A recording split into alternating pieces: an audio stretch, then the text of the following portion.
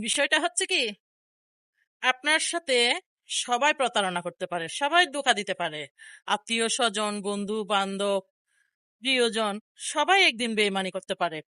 কিন্তু আপনার সাথে আপনার যোগ্যতা, আপনার পরিশ্রম, আপনার কর্মদক্ষতা কখনোই বেইমানি করবে না। হুম। সবাই ছেড়ে গেলেও আপনার সাথে থাকবে আপনার যোগ্যতা, আপনার কর্মদক্ষতা।